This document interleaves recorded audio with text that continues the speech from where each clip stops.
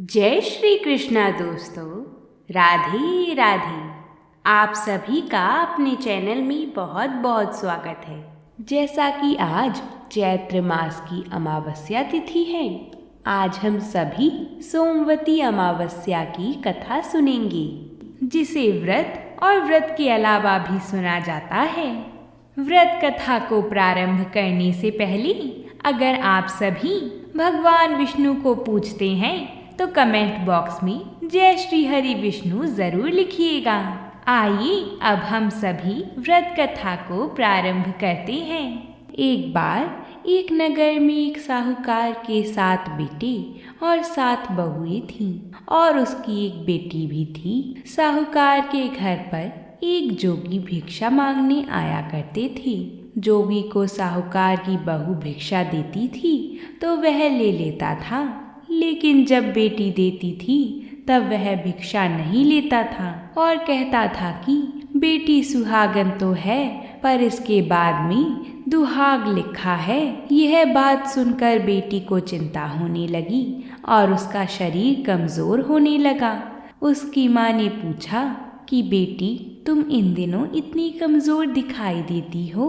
तब उसने बताया कि एक जोगी भिक्षा मांगने आते थे जो कहते हैं कि बेटी है तो सुहागन, लेकिन उसके नसीब में दुहाग यानी दुख लिखा है। यह बात सुनकर उसकी माँ ने कहा कि कल मैं सुनूंगी। अगले दिन जब जोगी भिक्षा लेने आए तो उसकी माँ छुप कर बैठ गई। जब बेटी भिक्षा देने लगी तो जोगी ने वही बात फिर से बोली। इतनी बात सुनकर उसकी माँ बाहर निकल कर आई और वह बोली, एक तो हम तुम्हें भिक्षा देते हैं और तुम हो कि ऊपर से हमें गाली देते हो। तब जोगी बोला कि मैं गाली नहीं देता, जो सच है वही बोलता हूँ, जो इसके भाग्य में लिखा है वही कहता हूँ। माँ ने जोगी से कहा कि तुम्हें यह पता है कि इसके भाग्य में दुहाग लिखा है, तो यह भी बता दो कि यह कैसे दूर होगा। तब जोगी बोला कि 7 समुंदर पार एक सोना धोबिन रहती है जो सोमवती अमावस्या का व्रत करती है। अगर वह आकर अपना फल दे दे तो इसका निवारण हो सकता है, नहीं तो विवाह होते ही इसके पति को सांप डस लेगा। यह बात सुनकर माँ बहुत रोने लगी और सोना धोबिन की तलाश में जाने लगी। चलते चलते रास्ते में तेज धूप पड़ने लगी तो साहूकारनी एक पीपल के पेड़ के नीचे बैठ गई। उस पीपल के पेड़ में एक गरुड़ पक्षी का घोंसला था जिसमें गरुड़ का छोटा बच्चा था। साहूकारनी को घोंसले के पास एक सांप जाता दिखाई दिया तो उसने उस गरुड़ के बच्चे को बचाने के लिए उस सांप को मारकर डाल के नीचे रख दिया। जब गरुड़ और पंखनी आई तो घोंसले के पास खून देखकर क्रोधित हो उठे और साहूकारनी को चोंच मारने लगे। तब साहूकारनी बोली कि मैंने तो तुम्हारे बच्चे की जान बचाई है, यह सर्प तुम्हारे बच्चे को डसने वाला था तो मैंने इसे मारकर गिरा दिया। गरुड़ ने सर्प की ओर देखकर कहा कि तुमने हमारे बच्चे की जान बचाई है, अब तुम्हें जो मांगना है सो हमसे मांग सकती हो। तब साहूकारनी बोली कि मुझे 7 समुंदर पार सोना धोबिन के घर जाना है। गरुड़ ने साहूकारनी को अपनी पीठ पर बिठाकर 7 समुंदर पार सोना धोबिन के घर छोड़ाया। वहां जाकर साहूकारनी ने सोचा कि सोना धोबिन को कैसे राजी किया जाए। सोना धोबिन के 7 बेटे बहू थे। उसकी 7 बहुएं काम को लेकर रोज लड़ाई करती थी और काम भी नहीं करती थी। रात को जब सब सो जाती तो साहूकारनी सोना धोबिन के घर पर जाती और घर का सारा काम कर देती।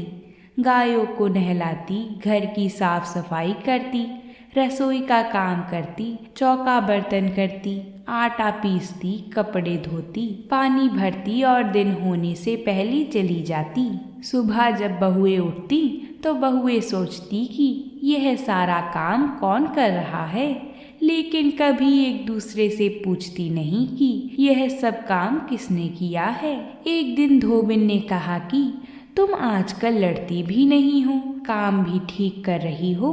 तो बहुओं ने कहा कि सासू जी, काम तो हमें ही करना पड़ता है, चाहे हम लड़कर करें या राजी से करें, इसलिए लड़ाई करने का क्या फायदा। सोना धोबिन ने सोचा कि आज देखा जाए कि कौन सी बहू काम करती है और वह रात को सोई नहीं। उसने देखा कि रात को एक स्त्री आई और पूरा काम करके जाने लगी।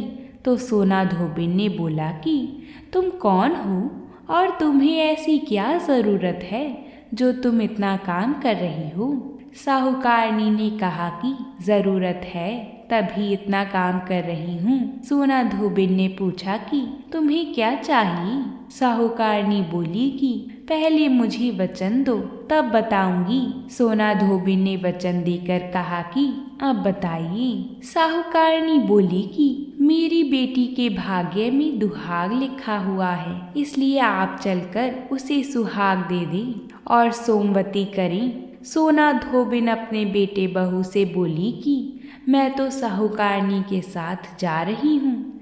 यदि पीछे से तुम्हारे पिताजी खत्म हो जाएं, तो तेल घी के कूप में डालकर छोड़ देना। फिर दोनों जनी साहूकारनी के घर चली जाती हैं। साहूकार की बेटी का ब्याह होने लगा। दूल्हा फेरों में बैठ गया।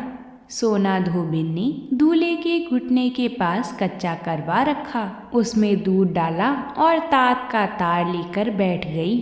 थोड़ी देर बाद सांप दूल्हे को डसने के लिए आया। सोना धोबिन ने करवा आगे रखा और तार से बांध दिया, लेकिन दूल्हा डर के मारे मर गया। तब सोना धोबिन ने टीके में से रोली निकाली, मांग से सिंदूर निकाला, आँखों में से काजल निकाला और मेहंदी निकालकर छोटी अंगुली से छींटे मारे और बोली कि आज दिन तक मैंने जितनी सोमवती अमावस्या करी उनका फल तो साहूकार की बेटी को लग जाए, और आगे जो मैं सोमवती अमावस्या करूं वह मेरे बेटे को लगे। इतना कहते ही दूल्हा जीवित हो गया और सभी सोमवती की जय जय बोलने लगी। सोना धोबिन वापस जाने लगी। तब साहूकारनी बोली कि तुमने मेरे जमाई को नया जीवन दान दिया है, इसलिए कुछ भी मांग लो। वह बोली कि मुझे तो कुछ नहीं चाहिए, सिर्फ एक हांडी दे दो।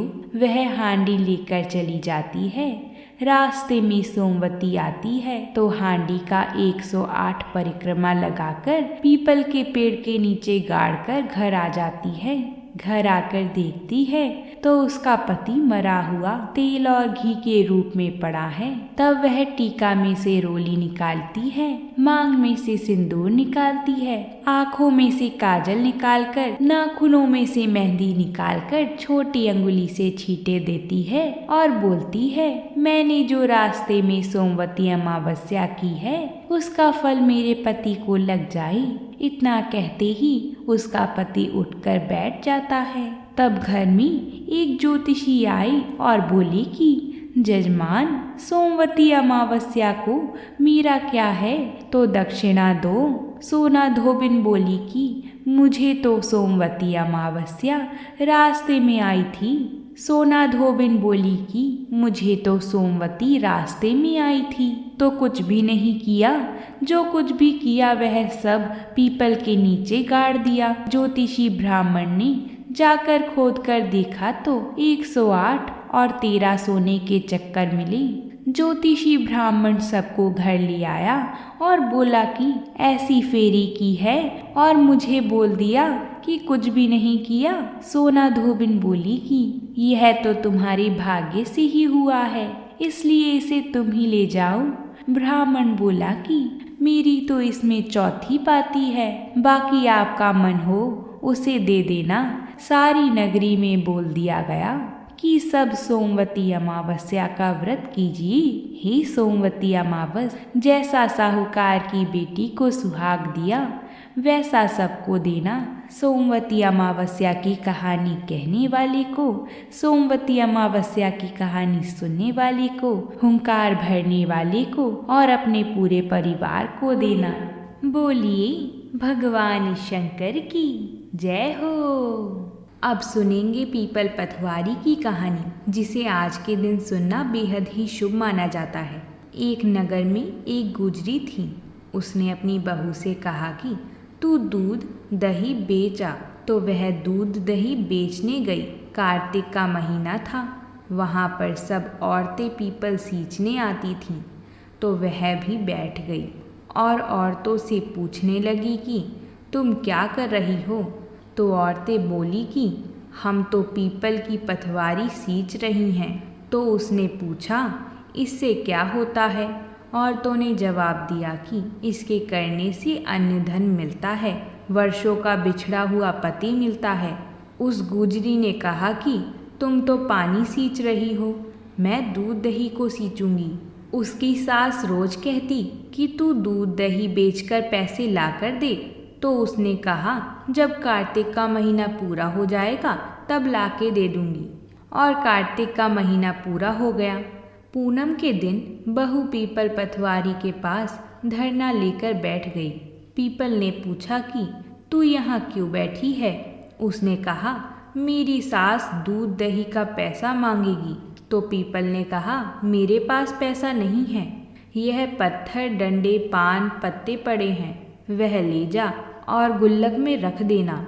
जब सास ने पूछा कि पैसे लाई है, तो बहू ने कहा, मैंने पैसे गुल्लक में रखे हैं। तब सास ने गुल्लक खोलकर देखी तो सास देखती रह गई कि उसमें हीरे मोती जगमगा रहे थे। पत्थर डंडे और पत्तों का धन हो गया था। सास बोली कि बहू, इतना पैसा कहाँ से लाई। तो बहू ने आकर देखा तो बहुत धन पड़ा था। तब बहू ने कहा, सासू जी, मैंने तो 1 महीने दूध दही से पीपल की पथवारी को सींचा था और मैंने उससे धन मांगा था। तो उसने मुझे पत्थर डंडे पत्ते दिए थे जो मैंने गुल्लक में रख दिए थे और वह ही हीरे मोती हो गए हैं। तब सासू जी ने कहा कि अब की बार मैं भी पथवारी सींचूंगी। सासू दूध दही तो बेच आती और हांडी धोकर पीपल पथवारी में रखाती और बहू से कहती कि तू मेरे पैसे मांग। तो बहू ने कहा कि कभी बहू भी सास से पैसे मांगती है क्या। तो सास बोली कि तू मेरे से पैसे मांग। तो बहू ने सास से दूध दही के पैसे मांगे। तो सासू जी पीपल पथवारी पर जाकर धरना देकर बैठ गईं। तो डंडे पत्ते पान भाटे उसे भी दिए और कहा, गुल्लक में जाकर रख दियो। सासू ने भी यह सब गुल्लक में डाल दिया। फिर बहू ने खोलकर देखा तो उसमें कीड़े मकोड़े चल रहे थे। बहू ने सास से कहा, यह क्या है। तो सास देखकर बोली कि पीपल पथवारी ने तेरे को तो अन्न धन दिया और मुझे कीड़े मकोड़े दिए। तब सब बोले कि बहू तो सत से सींचती थी और सासू जी धन की भूख से सींचती थी। इसलिए हे पथवारी माता, जैसे बहू को दिया वैसे सबको देना और सासू जी को दिया वैसा किसी को मत देना। बोलिए पथवारी माता की जय। आइए अब हम गंगा जमुना की एक बड़ी ही रोचक कथा सुनते हैं। प्राचीन समय में एक गांव था जिसमें दोनों बहनें रहा करती थीं। एक बहन का नाम गंगा था तो दूसरी बहन का नाम जमुना था।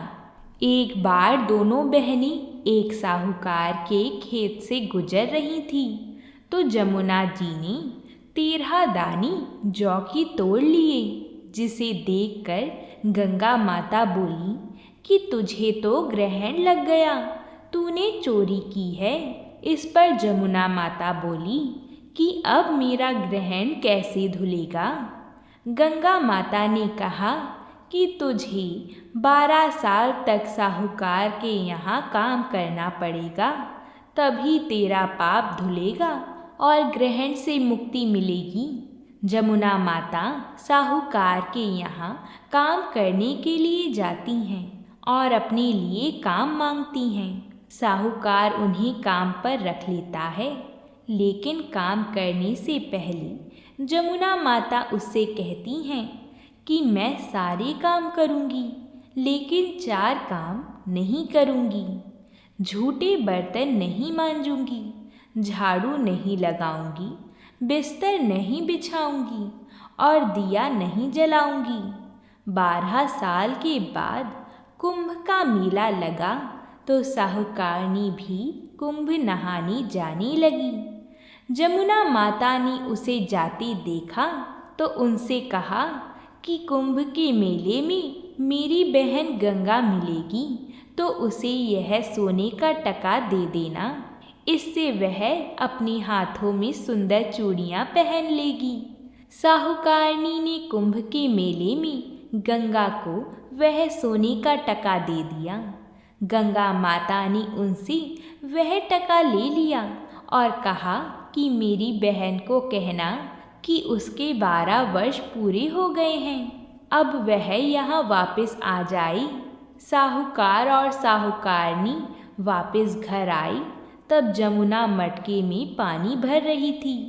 दोनों जमुना से बोली कि हमने सोने का वह टका तेरी बहन गंगा को दे दिया था और उसने कहा है कि तेरे 12 वर्ष पूरे हो गए हैं, इसलिए अब तुम वापस जाओ। यह समाचार सुनते ही जमुना माता सहस्त्रधारा में बदल गईं और बहने लगीं। जमुना माता का यह रूप देखकर साहूकार और साहूकारनी परेशान हो गए कि हमारे घर में जमुना माता ने काम किया, हमें तो अब पाप लगेगा, हम यह पाप कैसे उतारेंगी। जमुना माता भागकर गंगा माता के पास चली गई। गंगा माता ने जमुना से कहा कि तुम साहूकार साहूकारनी से कुछ कहकर आई हो या ऐसे ही बिना बताए आ गई। तब जमुना माता बोली कि मैं तो कुछ भी बताकर नहीं आई हूँ। गंगा माता ने कहा कि जा उन्हें धीरज दे आ, नहीं तो उन्हें जीवन भर असंतोष ही रहेगा। गंगा माता के कहने पर जमुना माता ने साहूकार और साहूकारनी को सपने में दर्शन दिए और कहा कि तुम दोनों उल्टे माथे क्यों पड़े हो, जाओ उठकर खाओ पियो। तब दोनों बोले कि हम कैसे उठें, हमें तो पाप लगा है क्योंकि हमने उल्टे सीधे और पता नहीं कितने नीच कार्य आपसे कराए हैं। तब जमुना माता बोली कि तुम्हें पाप नहीं लगा है, पाप तो मुझे लगा था कि मैंने तुम्हारे खेत से 13 दाने जौ की चुराई थी। मैं तो अपना पाप उतारने तुम्हारे घर आई थी। मेरा पाप तुम्हारे घर में 12 वर्ष तक रहने से उतर गया है और मेरी मुक्ति हो गई है। जमुना माता जी ने कहा कि तुम्हें कोई ग्रहण नहीं लगा है, उल्टा मेरे 12 वर्ष तक यहाँ रहने से तुम्हारी भी मुक्ति हो गई है।